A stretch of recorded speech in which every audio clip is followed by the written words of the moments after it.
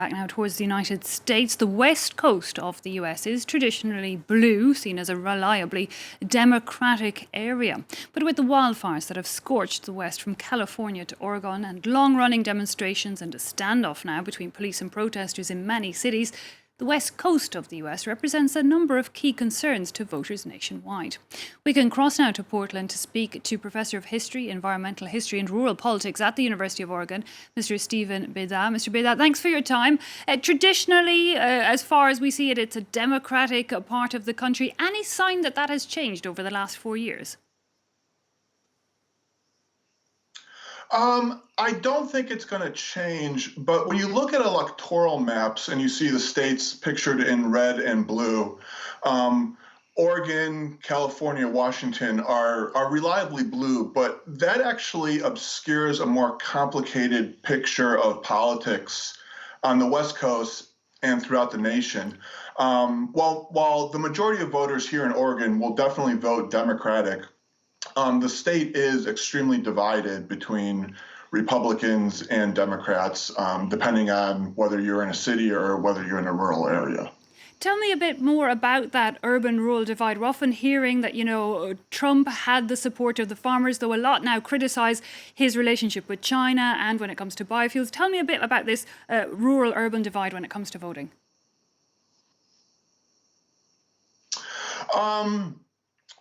Well, I mean, across the United States, for the past maybe 40, 50 years, the Democratic Party has been pivoting more towards the concerns of urban voters, and the Republican Party is pivoting more towards the concerns of rural voters. A lot of that has to do with environmental politics.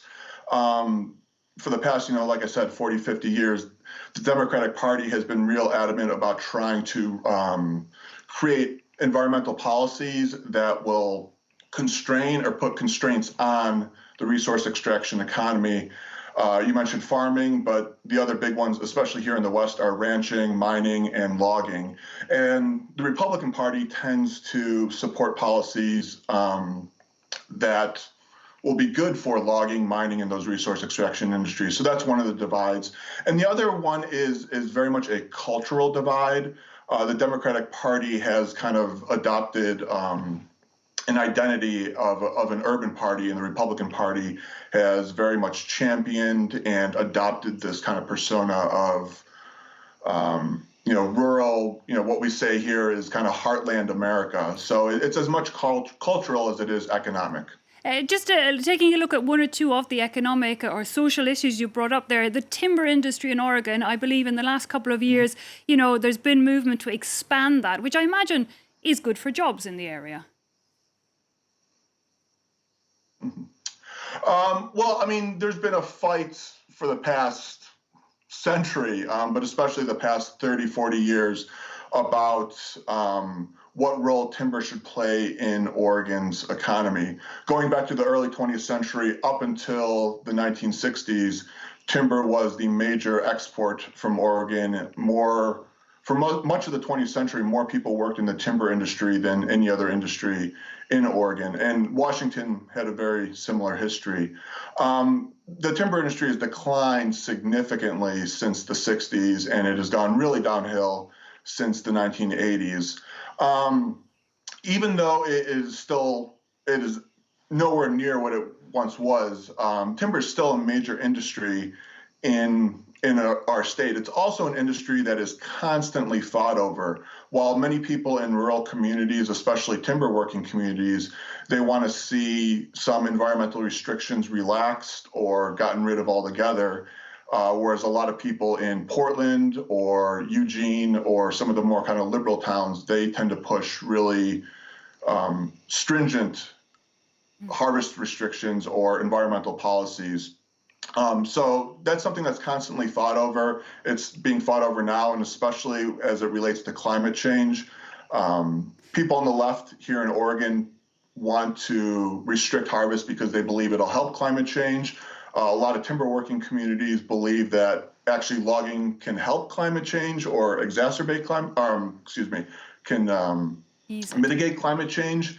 So, yeah, that's constantly being debated here in Oregon. Because when you look at the issue of climate change, I mean, we have seen wildfires ravage so much of the West Coast right up to Oregon. Donald Trump is saying that, well, it's all down to bad management by Democrat-run areas. Democrats, of course, saying it's climate change and more restrictions have to be put in place. You're telling us about the divide between people who need the economy and those who look at the social impact, the wider environmental impact. But overall, how big an issue will this be? Is this one of the leading issues for people there? Well, wildfires are definitely something that a lot of people here are concerned about. There was no part of the state in Oregon that wasn't impacted by, directly by wildfires or by smoke this summer. So yeah, definitely it's an issue. But whether, this question you raised or this issue you raised of whether it is management practices or climate change and whether we should be focusing on policies that will mitigate climate change or policies that will help with forest management, that is a big debate, and that is something that is definitely on the minds of voters. Climate change is front and center in this election across the United States, but especially here in Oregon, just because, like I said, a lot of people blame the fires on climate change. So that's definitely, I think, something that's driving a lot of people's decisions on election day. There is also something we've been reading on more and more from abroad, questions over security in Portland in particular, reports that a number of people in cities there are actually buying guns in preparation for Election Day. Can you tell us a bit more about that? Is there a significant risk during elections there? Well, I mean, I think there is a lot of fear and paranoia on both sides. On the right, a lot of Republicans believe a lot of misinformation being spread by some of our news media and our president that there's going to be widespread election fraud. And there are, I think, very real, serious concerns that there's going to be voter intimidation because people are going to go to polling places believing that there's going to be fraud. And then a lot of people on the left, people who tend to vote Democratic, there's a lot of fears and anxieties that either if Trump loses the election, he won't leave the office, or that there's going to be some organized campaign to suppress the vote. So we're seeing tensions rise on both sides. Personally, I think some of that is a little bit of just kind of general anxiety. But I will say, never in my life have I encountered an election like this. I think there are some antecedents in history for a tense election like this, but certainly nothing in recent history. I think like I said, both sides, left and right, are being driven by a lot of anxieties and a lot of fears. And very briefly, does this play into, I guess, Donald Trump's argument for a long time in Oregon that the Republican Party is the party of law and order?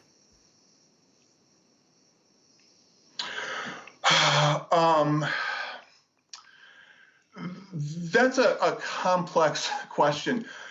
Since the 1970s, law and order has been a synonym used by oftentimes the Republican or the right. It's been a very way to assert white supremacy in a very thinly veiled way. It's a way to refer to race without directly referring to race. So when you hear a president like Donald Trump talk about law and order, that is essentially what we call here in the U.S. dog whistle politics. It is an attempt to mobilize white voters and seize on their white racial fears. And Trump is trying to present himself as the candidate who will essentially support policing and support controlling oftentimes communities of color. So yeah, when you hear law and order in American politics, it's a very, very loaded term, and that's definitely the way Trump is using it. Okay, Mr. Stephen Beda from the University of Oregon, thanks so much for joining us and giving us your perspective.